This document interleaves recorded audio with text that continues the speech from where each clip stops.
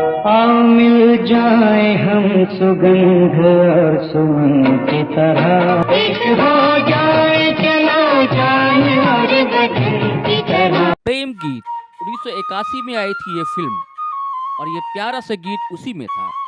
और इस तस्वीर को देखकर ये बरबस याद आ गया। तस्वीर 3 या 4 साल पहले की है। जगह झारखंड के गोमियों का साड़म बाजार। जब रामनवमी जुलूस पहुंचा तो हवा के एक झोंके के संकेत पर ध्वज और मीनार ने कलबहियां कर दी। खुदा की खुदाई देख हैरानी बढ़ गई। एक टुक कुछ देर तक लोग ये मिलन अद्भुत निहारते रहे। आज ऐसे ही मोहब्बत और भाईचारे की जरूरत है। तो साथियों, सलाम, नमस्ते, सत श्री अकाल और जय भीम जोहार। साथियों, ऐसी कहानी की जरूरत इसलिए है क्योंकि पुरखा तो एक ही कोई होगा ना। मनु मानिए उससे ही मनुष्य बने हम, तो आदम कहिए उससे ही आदमी कहलाए। और आज हम मोहब्बत से लबरेज इससे कहानी आपको बताएंगे। आज राम नवमी है, यानी रामलला आज ही धरा पर आए थे। मानस में दर्ज है नौमी तिथि मधुमास पुनीता, सकुल पक्ष अभिजीत हरिप्रीता, मध्य दिवस अति शीत नघामा, पावन का लोक विश्रामा। तो साथियों, आप सभी राम भक्तों को, हमारे व्यूअर्स को रामनवमी की बहुत बहुत मुबारक लग का शुभकामनाएं। इससे पहले कि हम कहानी शुरू करें, आपने अगर हमारा फेसबुक पेज फॉलो नहीं किया है तो कर लें और यूट्यूब चैनल सब्सक्राइब कर लें। आपका साथी दोस्तों हमारा बल है, हमारी ताकत है। कंट्रीब्यूशन देकर आप इस स्वतंत्र मीडिया को मजबूत कर सकते हैं। हमारा यूपीआई नंबर है 8083557257। तो साथियों, रामनवमी और रमज़ान के पाक पवित्र दिनों, चलिए बात करते हैं मोहब्बत की, सद्भाव की, भाईचारे की।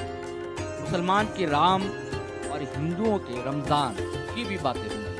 आप नहीं जानते हो तो बता दूं, मर्यादा पुरुषोत्तम राम को इमाम हिंद कहने वाला पहला व्यक्ति मुसलमान था। वो शायर थे, नाम था मोहम्मद इकबाल। वही मोहम्मद इकबाल जिन्होंने लिखा था सारे जहां से अच्छा हिंदुस्तान हमारा है, जिनकी आबियारी भी जीटी रोड के दामन में ही हुई। उन्होंने लिखा था, है राम के वजूद पे हिंदुस्तान को नाज, अहले नजर समझते हैं उनको इमाम हिंद। उनसे पहले भी कई मुस्लिम राम भक्त हुए। दीन इलाही जैसी धार्मिक वैचारिकी का सूत्रपात करने वाला मुगल बादशाह अकबर मर्यादा पुरुषोत्तम राम के चरित्र से इतना प्रभावित था कि उसने उनके ऊपर एक सिक्का ही जारी कर दिया था। यह सिक्का सोने और चांदी का था। इसमें वन की ओर प्रस्थान करते श्री राम और माता सीता थे। भारत कला भवन संग्रहालय बनारस में ये संग्रहित है, इसे आप वहाँ देख सकते हैं। अकबर ने ही पहली बार रामायण का फारसी में पद्य अनुवाद करवाया, जिसका अनुवाद किया था मुल्ला अब्दुल कादिर बदायूनी। शाहजहां के दौर में भी रामायण फैजी के नाम से इसका गद्य अनुवाद हुआ। जहांगीर के जमाने में मुल्ला मसीह ने मसीही रामायण नामक मौलिक रामायण की रचना की। 5000 छंद में उन्होंने इसे बद्ध किया था। कट्टर माने जाने वाला मुगल बादशाह औरंगजेब के दौर में भी चंद्रबान बेदिल ने रामायण का फारसी पद्य अनुवाद किया।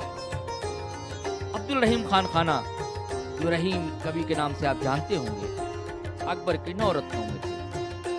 वो आस्वामी तुलसीदास के सखा भी थे। रहीम ने ही कहा था कि रामचरितमानस हिंदुओं के लिए नहीं, मुसलमानों के लिए भी आदर्श है। वो लिखते हैं, रामचरितमानस विमल संतन जीवन प्राण, हिंदुअन को वेद सम, जमन नहीं प्रगट पुराण। कवि संत रहीम ने राम कविताएं भी लिखी। रहीम के अलावा अन्य संत कवियों जैसे फरीद रस खान, आलम रसलीन, अमीनुद्दीन नागौरी ने राम पर काव्य रचना की है। उर्दू हिंदी का पहला कवि अमीर खुसरू, उन्होंने बाबा तुलसी से 2500 साल पहले अपनी मुकरियों में राम का जिक्र किया है। आज भी दोस्तों, नाज़रीन अंसारी, अब्दुल रशीद खान, नसीर बनारसी, मिर्ज़ा हसन नासिर, नसरुद्दीन मोहम्मदीन इकबाल कादरी जैसे कवि शायर हैं जो राम के व्यक्तित्व की खुशबू से सराबों रचनाएं कर रहे हैं। राम का जिक्र बिना हनुमान के अधूरा माना जाता है।